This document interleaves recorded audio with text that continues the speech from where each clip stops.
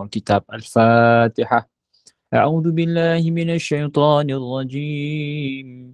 Bismillahirrahmanirrahim. Alhamdulillahi rabbil alamin arrahmanir rahim maliki yaumiddin. Iyyaka na'budu wa iyyaka nasta'in ihdinas siratal mustaqim. صراط الذين أنعمت عليهم غير المغضوب عليهم ولا الضالين آمين. Alhamdulillah Rabbil Alamin. Wassalatu wassalamu ala ashrafil anbiya'i wal mursalin Sayyidina Muhammadin wa ala alihi wa sahbihi ajma'in. Qala rabbi syrah li sadri wa yassir li amri wahlul 'uqdatan min lisani yafqahu qawli, amma ba'du. Syukur pada Allah dapat sama-sama kita bertemu pada malam yang bahagia pada malam ni. Mudah-mudahan Allah Ta'ala mengurniakan kekuatan pada kita semua untuk berada dalam suasana ibadah, khususnya apabila kita berada di bulan Rajab. Antara doa yang kita minta sepanjang Rajab adalah diberkati. Ya Allah, berkati kami di bulan Rajab. Maksud berkat bulan Rajab itu adalah kita minta kepada Allah agar kita diberikan kekuatan untuk melakukan ibadah. Maksudnya bila kita minta keberkatan bulan Rajab, kita minta agar kita ada kemampuan buat ibadah. Jadi untuk ada kemampuan buat ibadah ini, kita kena sepatutnya bersedia mental dan fizikal untuk melaksanakan ibadah. Kena rancang sebenarnya. Ya, benda yang tidak dirancang, maka ianya tak akan dibuat. Lebih-lebih lagi ibadah. Kelemahan manusia adalah bila dia membuat ibadah hanya ikut dan je. Sebenarnya ibadah ni kita kena rancang. Kita kena rancang berapa muka surat kita nak baca. Kita kena rancang bila kita nak baca. Bila kita dah plan, kita stick with the plan. Work the plan. Masalahnya kita tak plan dan tak ada nothing to work sebab tak ada plan pun. Sebenarnya ibadah ni perlu dirancang. Ya, Allah Ta'ala bagi kita 5 waktu untuk kita ibadat solat. Jadi the rest itu Allah Ta'ala berikan kepada kita untuk rancang bacaan Quran, istighfar, selawat, sedekah. Jadi bila kita dah proper plan, kita dah rancang siap, maka insya-Allah dah segala urusan ibadah kita ataupun diri kita ni bersedia untuk masuk ke bulan Ramadan Al-Mubarak. Kita minta masuk Ramadan, wa balighna Ramadan. Tapi kita tak welcoming kehadiran Ramadan itu. Macam mana kita nak welcoming Ramadan itu? Ibadah kita kena kemas. Kita sendiri kena buat planning, ya, plan and work the plan. Plan the work the plan. Masalahnya kita tidak work the plan, not even plan the work pun. Baik, maka mari sama-sama bulan Rajab ni kita plan ibadah. Dan antara intipati yang penting dalam peristiwa Isra' wal Mi'raj, mungkin sikit lah. Isra' Mi'raj ni Allah Ta'ala bagi satu dipanggil perjalanan mencari cinta, perjalanan mencari Allah Ta'ala, disulami dengan pelbagai hikmah. Yang pertama dalam peristiwa Isra' wal Mi'raj, perjalanan Isra' Mi'raj ni perjalanan mencari Allah. Jadi bila perjalanan mencari Allah sesuai dengan apa yang kita baca buku malam ni, Al-Hikam. Al-Hikam ni adalah dipanggil pendekatan kepada mencari Allah lah. Jadi kalau kita ambil sebelum sebagai mukadimah lah, jalan mencari Allah Ta'ala ni dia mesti ada beberapa prinsip yang Allah letakkan dalam peristiwa Isra' wal Mi'raj. Yang pertama, bagaimana Nabi Muhammad SAW diuji daripada pelbagai sudut. Hilang nama baik, hilang kekayaan, hilang keselamatan nyawa, hilang cinta, hilang harta, hilang kepercayaan manusia secara total. Apa prinsip pertama untuk cari cinta Allah? Mencari cinta Allah, sedia untuk mengorbankan banyak benda. Cinta Allah tak akan hadir kalau kita tak bersedia untuk berkorban, bermujahadah. Nabi Muhammad SAW disuruh untuk bermujahadah dalam peristiwa Isra' wal Mi'raj. Nak hilang nama, hilang kekuatan ekonomi, hilang cinta, hilang keselamatan nyawa. Itu semua set of ujian. Ya, itu semua the price that need to be paid untuk dapat cinta Allah. Harga yang mesti dibayar untuk dapat cinta Allah Subhanahu Wa Taala. Pertama, perjalanan mencari Allah mesti ada mujahadah, satu. Yang kedua, Nabi Muhammad SAW dibelah dadanya. Lalu dimasukkan cahaya. Sebelum perjalanan itu bermula, Nabi dicuci hatinya. Apa maksudnya? Perjalanan mencari Allah Ta'ala mesti dimulai dengan aktiviti penyucian jiwa. Dan penyucian jiwa ni dipanggil tazkiyatun nafs, pembersihan hati dipanggil tazkiyatun nafs, membersihkan hati. Dan kalau Nabi Muhammad SAW disuruh untuk menyucikan hati baginda SAW, apatah lagi kita. Jadi kita tak mampu nak mencari cinta Allah kalau hati kita ni bersarang dengan dendam, dengan benci, dengan segala penyakit hati lah, riak, sum'ah, takabur, macam-macam penyakit hati yang menyebabkan akhirnya cinta Allah Ta'ala tak boleh masuk ke dalam hati kita. Jadi asas kepada mencari cinta Allah, asas mencari Allah dalam kehidupan ini, mesti ada amalan tazkiyatun nafs, pembersihan hati. 2. Yang ketiga, Nabi SAW diajar untuk pergi ke masjid. Minal masjid ilal masjid. Asas kepada cari cinta Allah mesti ditunjangi dengan masjid. Kalau kita tak nampak masjid atau tak nampak surau dalam radar aktiviti harian kita, percayalah bahawasanya perubahan dalam hidup kita tu takkan lama. Kerana perubahan dalam hidup kita ni mesti ditunjangi dengan cintanya seseorang itu kepada masjid. Jadi orang lelaki ni di masjid, orang lelaki ni dipanggil ahli masjid, orang perempuan dipanggil ahli rumah. Sebab tu orang lelaki solatnya di masjid, orang perempuan solatnya di rumah. Jangan terbalik pula, orang lelaki sudah di rumah, isteri sudah di masjid. Isteri pula minta izin, bang pergi dulu ya bang, silakan. Terbalik pula. Jadi orang lelaki ni minta izin, minta kira ucap selamat lah kepada isteri, abang pergi masjid dulu. Macam tu. Dia terbalik pula. Awak pergi masjid tu hati-hati ya. Awak kira salam lah ke imam tu, saya busy. Terbalik pula dah. Jadi subhanallah, cinta kepada Allah Ta'ala itu mesti ditunjangi dengan rasa suka ke masjid. 3. Keempat, ni semua perjalanan mencari Allah ni, perjalanan mencari Allah. Ni kita nak lalui ni dengan kitab Al-Hikam ni. Yang keempat, cinta kepada Allah Ta'ala ataupun perjalanan mencari Allah Ta'ala itu digambarkan dalam peristiwa Isra' wal Mi'raj. Nabi SAW berdampingan dengan Sayyidina Jibril AS. Sepanjang perjalanan itu, Jibril tak henti-henti mengajar Nabi. Jibril AS tak henti-henti memberitahu do and don'ts. Jibril AS tak henti-henti menerangkan Nabi apa yang boleh, apa yang tak boleh, apa masalah tu, apa masalah ni. Jibril sentiasa menjadi orang yang, menjadi tempat yang Nabi Muhammad SAW bertanya sepanjang perjalanan. Itu menunjukkan pentingnya adanya karakter seorang guru yang mursyid dalam perjalanan mencari Allah. Kalau kita nak cari Allah tapi tak ada guru, maka perjalanan itu tempang. Kita khawatir kita tak nampak Allah pun. Yang kita nampak jalan buntu. Kita rasa kita nampak Allah tapi sebenarnya tak nampak. Perjalanan mencari Allah, perjalanan mencari cinta Allah Ta'ala perlu kepada guru yang mursyid, murabbi yang mursyid. Ini sebab ada guru yang tak mursyid, ada guru yang mursyid. Mursyid ni maksudnya dia pandu, dia pimpin, dia tegur. Kalau kita ada kawan yang suka tegur. Ada kawan yang jenis tak suka tegur. Lantak kau lah, kau nak terbalik ke, kau nak terlentang ke, kau nak terterap ke, lantak kau. Yang ni kita nak ada kawan yang suka tegur. Bila kawan tu tegur artinya apa? Dia ada nilai mursyid. Kalau kita ada guru yang suka menegur, maka itu dipanggil guru yang mursyid. Jangan tinggalkan kawan macam ni yang suka tegur. Sebab dia sedang membina kita. Kalau kita duduk dengan kawan yang tak tegur pun, kita buat salah pun tak tegur, itu kita khawatir dia memusnahkan kita. Benda jahat yang kita buat pun dia buat dia patutnya dia tegur. Baik Jadi perjalanan mencari Allah digambarkan dalam peristiwa Isra' wal Mi'raj mesti berdampingan dengan guru. Mesti ada guru. Baik. Yang keempat. Yang kelima. 5. 1, 2, 3, 4, 5. 5. Baik. Yang kelima. Dalam peristiwa Isra' wal Mi'raj, perjalanan mencari Allah itu, Nabi Muhammad SAW digambarkan, Nabi Muhammad dipertemukan dengan para Nabi yang lain. Ada Nabi Adam, ada Nabi Idris, Nabi Nuh, Nabi Hud, Nabi Saleh. Nabi Muhammad SAW memimpin himpunan para Nabi yang paling banyak di Masjid Al-Aqsa, di Al-Aqsa, di Al-Quds. Ya, ada 2 riwayat. Satu riwayat Nabi sampai, Nabi dah nampak dah malaikat. Dah nampak dah Nabi-Nabi. Riwayat yang kedua, Nabi sampai Masjid Al-Aqsa, Nabi solat. Tiba-tiba Nabi perasan bakalnya banyak Nabi. Sedangkan tadi ada Nabi Musa aja. Tapi kali ini tiba-tiba Nabi, terlalu banyak Nabi-Nabi berada di belakang Rasulullah SAW. Dan mereka menolak baginda untuk menjadi imam. Silakan jadi imam. Gitu. Menunjukkan apa? Dan akhirnya Nabi naik langit, setiap langit itu jumpa Nabi. Semua berjumpa dengan Nabi. Dan akhirnya mendapat suntikan semangat daripada Nabi Musa alaihissalam.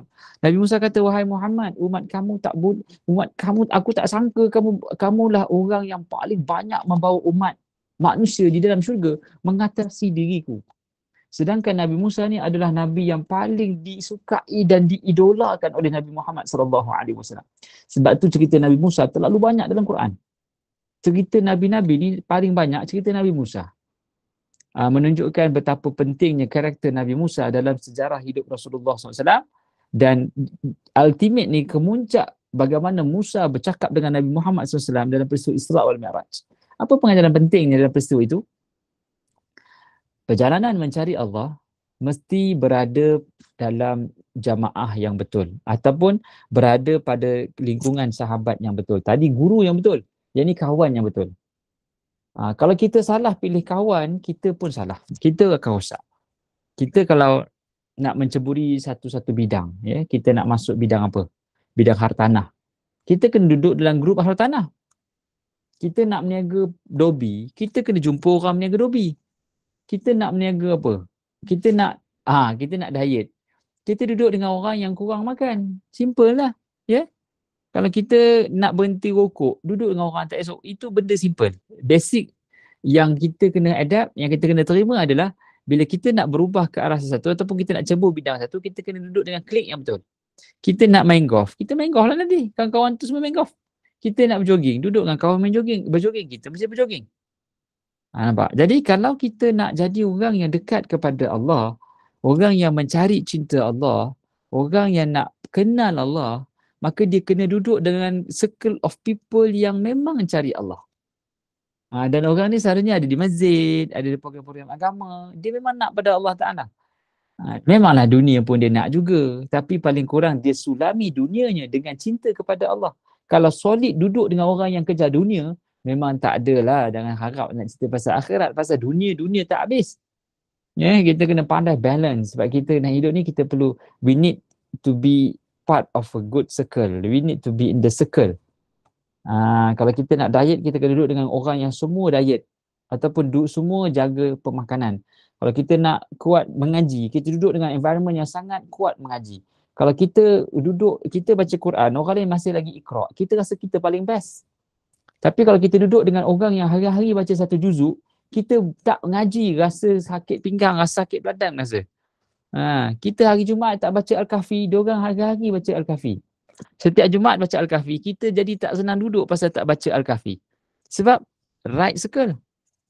Nabi Muhammad SAW diajar untuk duduk dengan orang yang betul di sepanjang perjalanan Isra' wal Mi'raj, iaitu para Nabi. Jadi jalan mencari cinta Allah Ta'ala mesti duduk dengan orang yang betul. Jadi kita kalau nak cari syurga, kena duduk dalam circle of people yang betul. Dalam circle yang memang nak cari syurga Allah. Baik.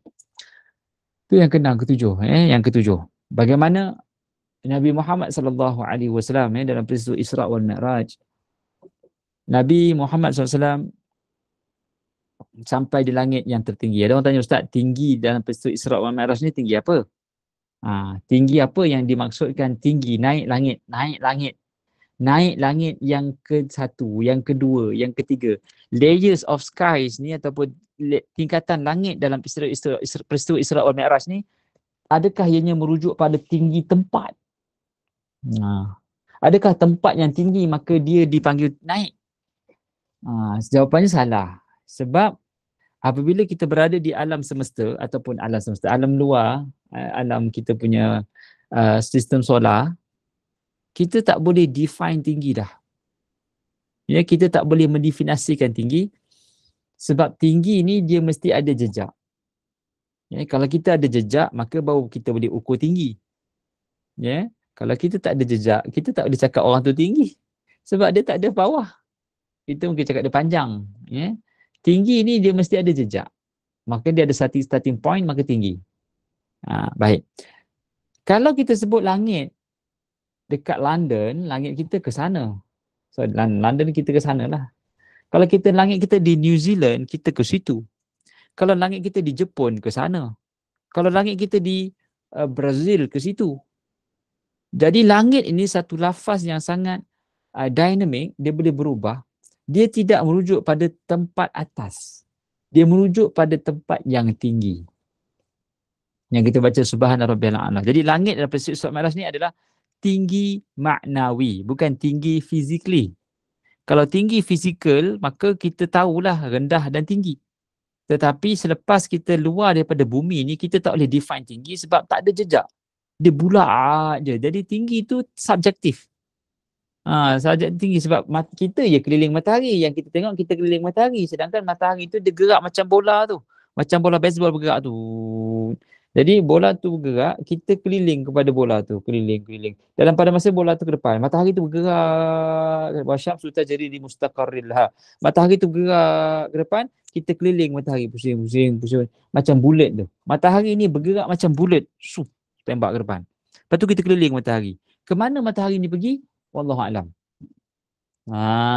Sebagian mengatakan kita pergi ke black hole dan akhirnya kita akan musnah dekat black hole tu, kiamat lah. Tapi perjalanan ke black hole tu sangat jauh, berbilion-bilion tahun. Tapi subhanallah, kita gerak ke arah itulah. Ya. Masya-Allah. Jadi subhanallah, dalam peristiwa Isra wal Mi'raj ini, Nabi Muhammad SAW digambarkan, ya. Nabi Muhammad SAW berdampingan dengan Jibril alaihissalam. Dan akhirnya Nabi SAW sebelum naik langit yang tertinggi, iaitu tinggi maknawi, bukan tinggi fizikal, kita dah sebutlah, tinggi maknawi. Maka Jibril berkata kepada Nabi Muhammad SAW, wahai Muhammad, kamu tak boleh naik. Aku tak boleh naik. Sebab kalau aku naik, aku terbakar. Maksudnya tak boleh pergi ke tempat itu. Tempat tu maksudnya tinggi maknawi tu. Jibril tak boleh pergi. Bila Jibril pergi, Jibril terbakar. Dan setiap kali Nabi Muhammad SAW dapat isyarat daripada Musa, wahai Muhammad, naiklah, umat kamu tak boleh sembahyang banyak ni, naik, minta kurang. Nabi pun naik, turun sampai 5. Setiap kali nak naik, Nabi pandang Jibril. Setiap kali nak naik, Nabi pandang Jibril. Dan Jibril selalu bagi advice dan nasihat. Baik, apa poin penting yang kita nak ambil? Poin ke-7. Perjalanan mencari cinta Allah mesti berbincang dan bermesyuarat. Nabi SAW selalu bercakap dengan Jibril. Nabi SAW menerima pandangan Musa. Nabi Muhammad SAW selalu mendengar nasihat Jibril. Sedangkan bukan tugas Jibril untuk bagi permission pun. Bukan tugas Jibril untuk menjadi pendamping. Tetapi Jibril pada saat itu seakan-akan berbincang dengan Nabi Muhammad SAW. Macam mana nak buat? Macam mana nak buat? Berbincang. Jadi penting, perjalanan mencari Allah ni mesti berbincang dan mesti bercakap, mesti berbincang dan berbahas. Barulah kenal Allah. Barulah kita tahu sifat 20 macam mana, baru kita tahu macam mana hadis Nabi SAW menyatakan tentang sifat 20, sifat Allah Ta'ala, tauhid, segala macam tu lah. Ilmu-ilmu tu mesti diperbahaskan untuk kita cari ilmu, cari Allah Ta'ala. Nabi Muhammad SAW dipandu oleh Jibril AS dan berbincang dengan Jibril macam mana nak buat, macam nak buat. Berbincang dengan Musa, macam ni buat macam ni. Pentingnya ada syura, bermesyuarat. Cari cinta Allah, mesti berbincang dan bermesyuarat. Baik. Ada apa lagi? Allahumma salli ala Muhammad. Baik. Nabi Muhammad SAW dalam peristiwa Isra wal Mi'raj dan akhirnya dapat solat lah. Basically solat itu adalah tanda cinta Allah Ta'ala kepada Nabi Muhammad SAW. Ya, setelah Nabi kehilangan 5 cintanya di bumi. Apa 5 cinta Nabi hilang? Yang pertama, Nabi kehilangan nama baik, cinta nama. Kita kalau ada nama baik, senang tau nak jual produk. Ada nama je. Saya ni beberapa ramai ada orang approach, Ustaz, tolonglah jadi duta syarikat saya. Apa tu? Syarikat umrah. Ada satu tu produk apa? Produk pemakanan. Ustaz, boleh tak saya nak jadi Ustaz, jadikan kami punya duta? Bukan tak nak, tapi risikonya sangat besar. Kita tak tahu apa yang dia buat. Kita hanya jadi duta je, jadi frontliner. Dia collect banyak berjuta-juta ringgit. Kita duduk depan. Kalau syarikat tutup, orang cari kita. Jadi kita jadi frontliner kat depan tu yang bahaya tu. Nabi hilang nama baik. Kedua, Nabi hilang ekonomi. Ketiga, Nabi hilang cinta. Hilang keselamatan nyawanya. Hilang kepercayaan manusia secara total. Jadi dalam peristiwa Isra wal Mi'raj, Allah Ta'ala hilangkan cinta di bumi. Allah berikan solat. Seakan-akan Allah beritahu, wahai Muhammad, kalau kamu hilang nama baik, kamu hilang ekonomi, kamu hilang cinta di dunia, kamu hilang segala-galanya. Kalau kamu ada solat, kamu tetap bernilai tinggi. Tetapi disebabkan kalau kita ada cinta dunia, kita tak solat. Disebabkan pekerjaan, kita tak solat. Disebabkan meeting, kita tak solat. Disebabkan bisnes, kita letakkan tuntutan agama di belakang. Disebabkan pelbagai isu dunia, kita membakul sampahkan solat. Kita membelakangkan solat. Maka sedarlah, kita jauh daripada cinta Allah Subhanahu Wa Taala. Cinta Allah Ta'ala ni perlu dibayar dengan nilai mujahadah. Boleh itu dipanggil sedikit lah mukadimah peristiwa Isra wal Mi'raj. Jadi bolehlah cerita ke anak-anak apa simbolik perjalanan mencari Allah ni, hikmah di sebalik setiap plot-plot cerita. Saya ambil yang penting-penting je. Ada plot-plot cerita kecil, minum susu lah, apalah semua tu. Itu penting juga, tapi tak apalah. Kita ambil yang mana yang kira top untuk kita cerita lah. Yang top saja. Baik, sambung. Segala puji bagi Allah Tuhan yang mengisi, memenuhi hati para walinya dengan kasih sayang. Siapa wali ni? Inna awliya Allah la khawfun alaihim wa lahum yahzanun. Sesungguhnya wali-wali Allah ni dia tak sedih dan dia tidak ada duka cita dan tidak sedih. Wali Allah ni kekasih Allah lah.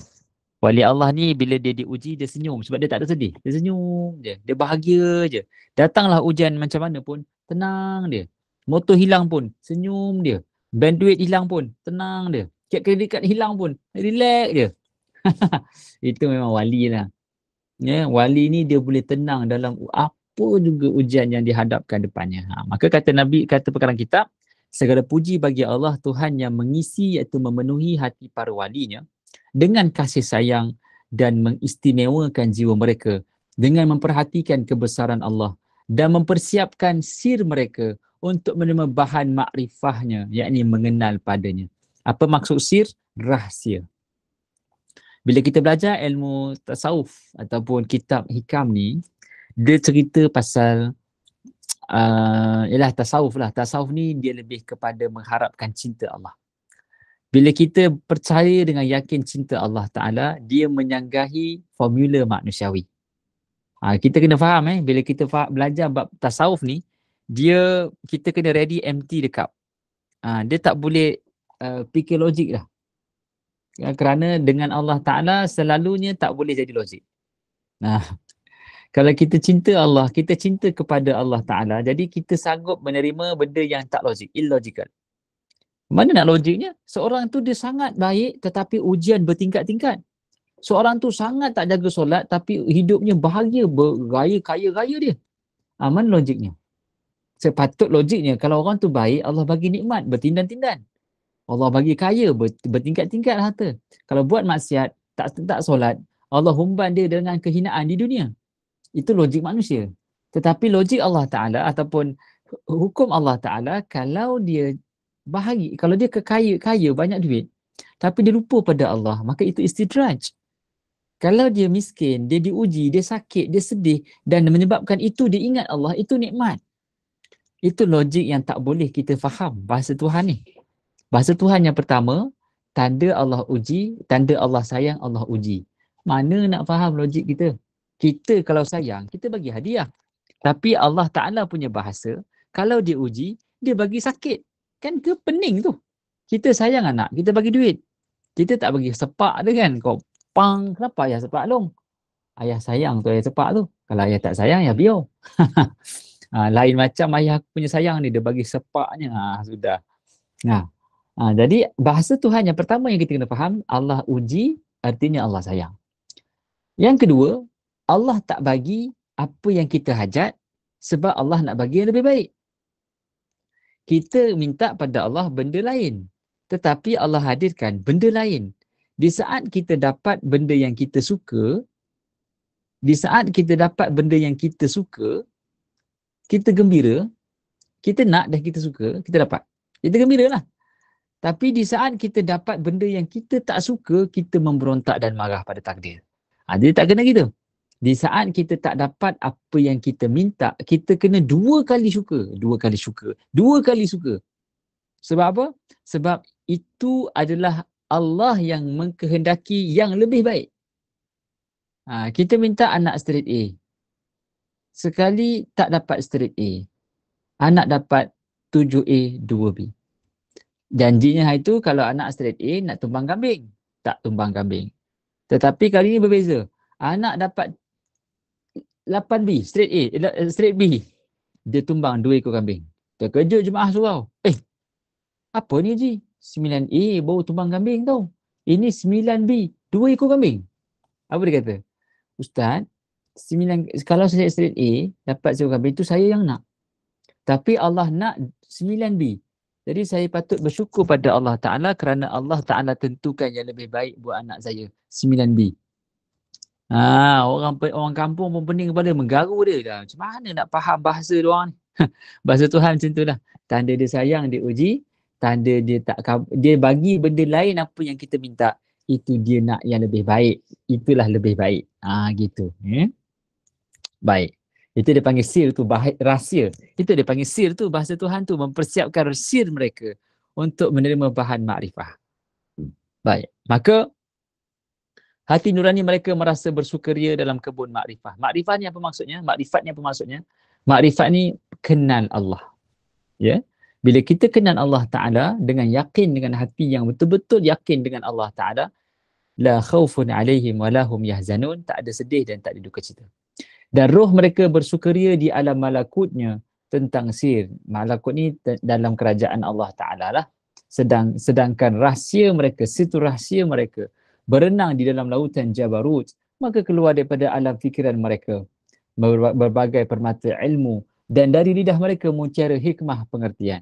Maha suci Allah yang memilih mereka untuk mendekatkan kepadanya dan mengutamakan mereka dengan kasih sayang Allah. Bagi orang yang menusuri perjalanan mencari Allah Ta'ala, maka dia tidak boleh menggunakan mata akalnya mengukur apa yang ada di dunia, tetapi dia kena ukur dengan mata hati. Baik.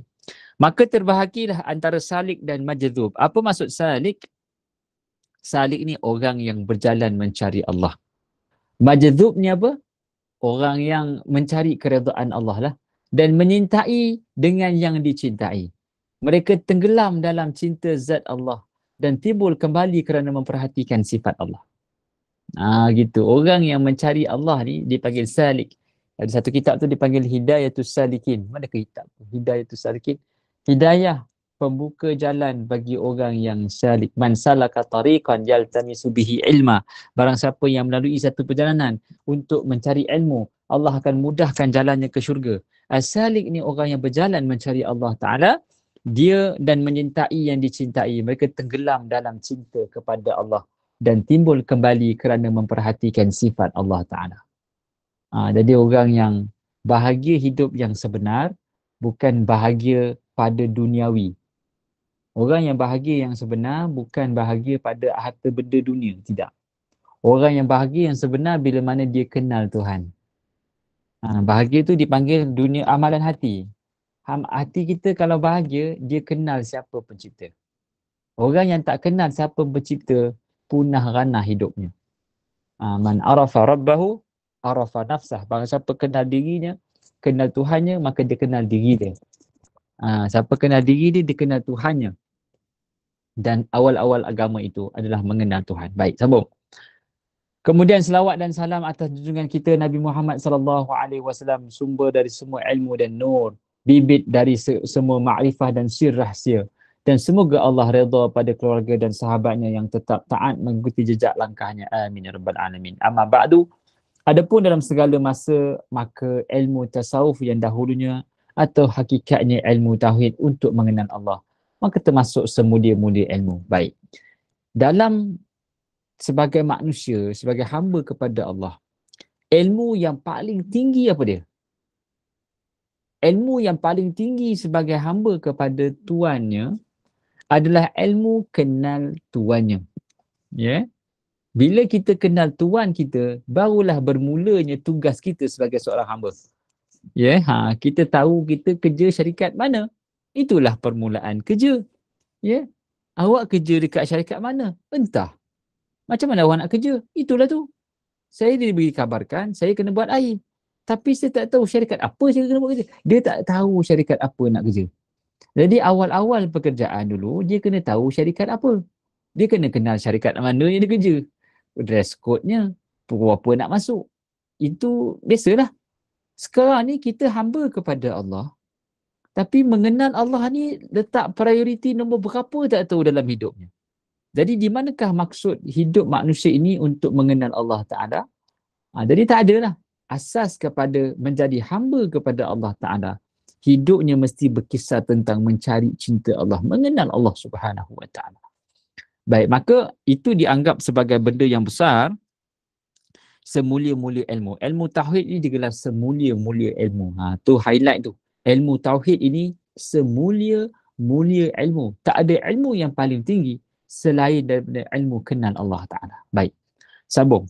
Terbesar dan tertinggi, semulia-mulia, terbesar dan tertinggi, sebab ia sebagai intisari daripada syariat, bahkan menjadi sendi yang utama dalam agama Islam. Sebab Allah Ta'ala berfirman, وَمَا خَلَقْتُ الْجِنَّ وَالْإِنسَ إِلَّا لِيَعْبُدُونَ, tidak aku jadikan jin dan manusia kecuali supaya mereka mengenal aku. Nampak? Allah Ta'ala ciptakan jin dan manusia ni supaya kita acknowledge siapa Tuhan alam ni. Itu tugas utama kita. Dua je tugas utama kita. Jadi khalifah, jadi hamba. Khalifah sesama makhluk, hamba kepada pencipta. Al-Khaliq. Kita ni adalah hamba. Tugas paling utama kita adalah jadi hamba pada Allah Ta'ala. Kalau kita fokus kita berubah, kalau ianya mencapai maksud kita menjadi hamba kepada Allah atau jadi khalifah, okey. Tapi kalau kita macam-macam kerana hidup kita ni yang menyebabkan kita tak dapat appreciate menjadi hamba kepada Allah Ta'ala, maka hati-hatilah. Kita takut kita berada di junction jalan yang salah. Baik. Kerana pengertian ilmu tauhid iaitu berubah nama menjadi ilmu kalam. Ilmu falsafah yang sama sekali seolah-olah tidak ada hubungan dengan akhlak dan amal manusia. Maka timbul nama ilmu tauhid yang dijernihkan kembali dari sumber yang asal diajarkan dan dilakukan oleh Nabi SAW dan sahabat. Baik. Ilmu tasawuf ni dia adalah subset kepada ilmu tauhid. Ilmu tauhid ini dia adalah subset kepada ilmu tasawuf. Tasawuf dalam ilmu tasawuf ni dia ada ilmu tauhid. Gitu. Maksudnya semua ilmu yang kita ada mesti ada elemen tasawuf. Apa maksud tasawuf? Selamat datang pada Fatilah, Masya Allah. Ada dah orang kita ni, Masya Allah. Orang telefon Malaysia. Busy now. Malam Jumaat. Malam Jumaat, kita faham lah. Malam Jumaat, baik. Okey, terus. Terus baik. Subhanallah. Jadi, mana kita tadi? Baik, tasawuf dengan ilmu tauhid. Di manakah titik persamaan? Dia macam ni, semua ilmu yang kita ada ni, dia mesti berada dalam ruang lingkup ilmu tasawuf. Secara umumnya ilmu tasawuf ni ilmu akhlak lah. Tasawuf berasal pada perkataan tasawwafa yatasawwafu tasawwufan. Tasawuf ini berasal pada perkataan sufi, safa. Safa ni maksudnya suci, safi. Kan ada produk nama safi kan? Safi itu adalah suci, bersih. Safi ataupun tasawuf menyucikan. Menyucikan apa? Hatilah. Jadi pengertian ilmu tauhid itu dia akan jadi keras kalau dia tak ada elemen tasawuf. Pengertian ilmu fiqh itu jadi keras kalau tak ada elemen tasawuf. Pengajian ilmu tauhid, pengajian ilmu fiqh, pengajian ilmu tafsir, pengajian ilmu usuluddin, kalau tak ada elemen tasawuf, dia jadi dry dan kering dan dia akan mula mencari salah manusia tanpa digunakan ilmu tu untuk nilai diri dia. Maksudnya ilmu tasawuf ni penting untuk letakkan satu indikator ataupun parameter untuk tukar segala di manakah hala tuju ilmu tu. Kalau ilmu tu digunakan untuk cari salah orang, maka dia salah indikator. Dia kena tukar channel kepada tembak diri sendiri. Aku ni betul tak? Itu. Ilmu tasawuf ni dia lebih pada koreksi diri sendiri. Kita menuntut ilmu, kita yang dituntut untuk beramal dulu sebelum kita pinpoint pada orang. Awak ni kalau macam ni perangai, neraka tingkat 13 tau. Dia nerakakan orang tu. Jadi tak betul lah. Baik. Maka ilmu tauhid itu macam-macam lah. Tauhid ini berasal daripada perkataan wahada yuwahidu tauhid, mengesakan, wahdaniyah, keesaan, ketunggalan Allah Subhanahu Wa Taala. Jadi ilmu tauhid itu dia berubah maksud.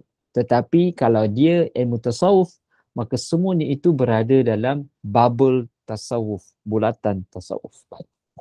Dari ilmu inilah akan dapat memancar nur hakikat, sehingga dapat menilai semua soal hidup dan penghidupan ini dengan tuntutan Allah. Dah sangkut situ. Dari ilmu inilah akan dapat memancar nur hakikat sehingga dapat menilai semua soal hidup dan penghidupan.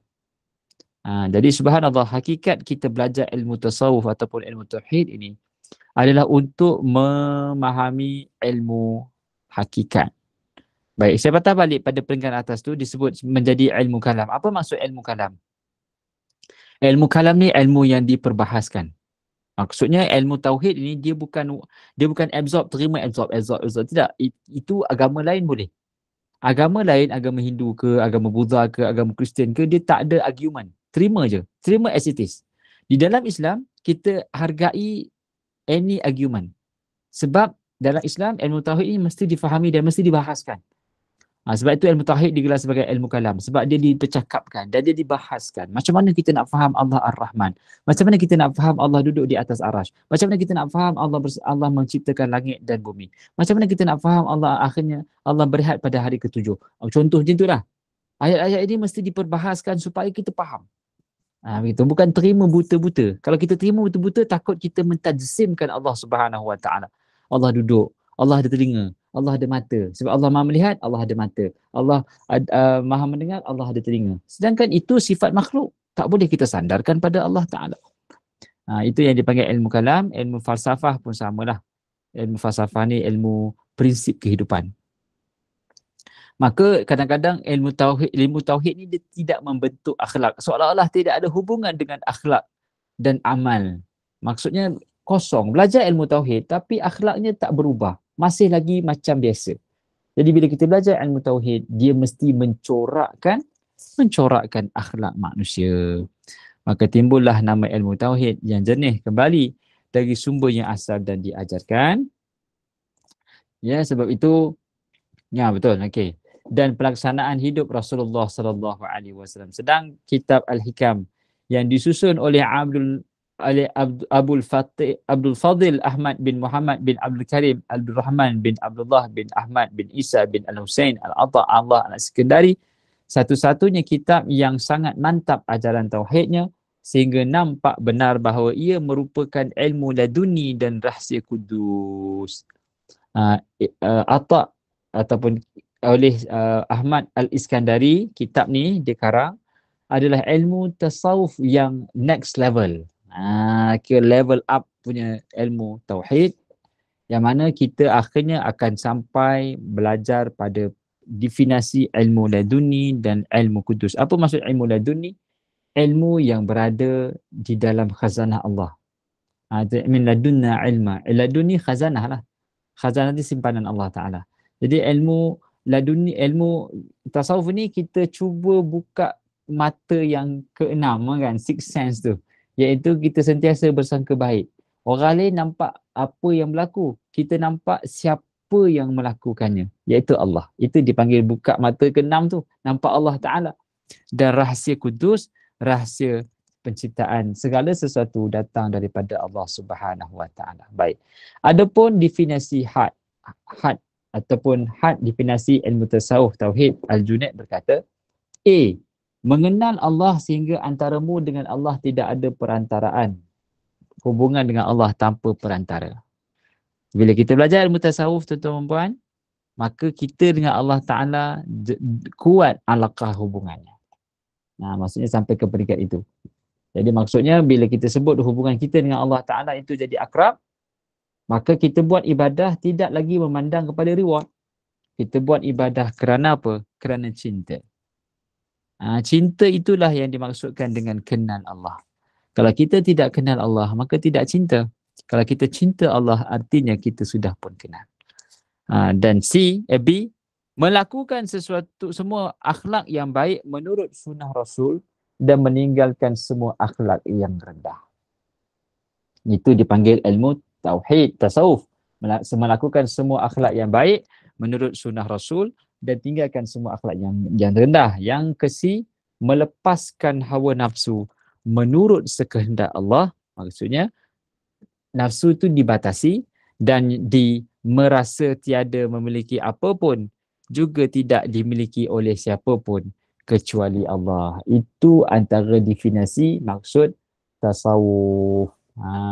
Ya, kita berhenti pada situ dulu. Ya, nanti kita akan sambung pada adapun acaranya itu kita sambung lain ya. Kita berhenti dekat D tu. Jadi secara kesimpulannya, apa yang nak dibawa oleh Imam Ahmad Al-Iskandari dalam kitab Al-Hikam ini, sangat bagus kitab ni. Kalau siapa boleh beli pun bagus juga. Ya, beli buku ni.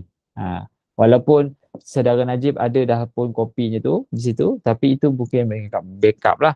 Kalau kita ada kitab ni, kita buat footnote, nota tepi tu, boleh tulis-tulis sikit, contoh-conteng. Sebab dia dipanggil buku Tauhid Next Level. Tolong tulis sikit. Buku Tauhid Next Level, kitab Hikam. Selalunya siapa mengaji kitab Hikam ni, dia memang next level lah. Tahap dia punya tawaduknya, tahap kesabarannya, tahap ketenangannya next level. Sebab kita bercara tentang kenal Allah dan kita cinta Allah. Jadi apa juga yang datang, kita nampak Allah yang hadirkan. Walaupun berupa benda yang menyakitkan jiwa. Sakit jiwa kita ni. Tapi sebab Allah, kita tahu Allah yang mendatangkan si fulan untuk tumbuk kita, kita senyum dan tenang. Tapi nak sampai orang tumbuk boleh tersenyum, itu dipanggil tasawuf next level. Macam boleh ke? Orang tumbuk kita senyum. Belum tentu lagi kita pula Syarif Bedul Kampung Dusun, mana boleh senyum? Mau balas balik tumbukan tu. Tapi percayalah, selagi mana proses untuk menjadi insan yang lebih baik itu berterusan, kita sentiasa ada panduan belum sampai destinasi, iaitu kita nak sampai ke destinasi orang yang memiliki sifat tasawuf next level. Jadi insya-Allah kalau ada soalan, kalau tak ada soalan saya kira sampai di sini sahaja dahulu. Mukadimah kita masih lagi dalam bab mukadimah. Kita kupas tadi bagaimana Isra wal Mi'raj mengajar kita perjalanan mencari Allah mesti ada beberapa prinsip. Dan akhirnya kita start balik mukadimah dalam surah dalam kitab Al-Hikam ini.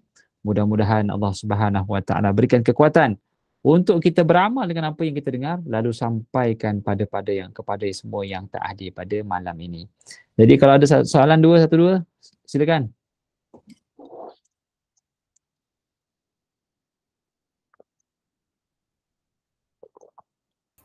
Nampak gaya yang tak ada, Ustaz. Jawapannya tak adalah, tak apalah, insya-Allah. Jadi saya nak ucapkan selamat menempuh bulan Rajab, bulan Syaban, tingkat rancang ibadah. Kalau kita tidak merancang, sebenarnya kita tak nak pun Ramadan itu. Kalau kita merancang, artinya kita dah one step ahead berbanding orang lain untuk menerima bulan Ramadan Al-Mubarak. Jadi apa yang baik itu daripada Allah Ta'ala, yang kurang itu kelemahan di saya, mohon maaf di atas kekurangan. Terima kasih di atas perhatian. Aku lumadha tasma'un, aku qawli hadha wa astaghfirullahaladzim li wa lakum wa li jami'al muslimin wal muslimat fastaghfiruh wa billahi taufiq hidayah.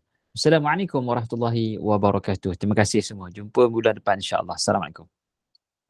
Waalaikumsalam.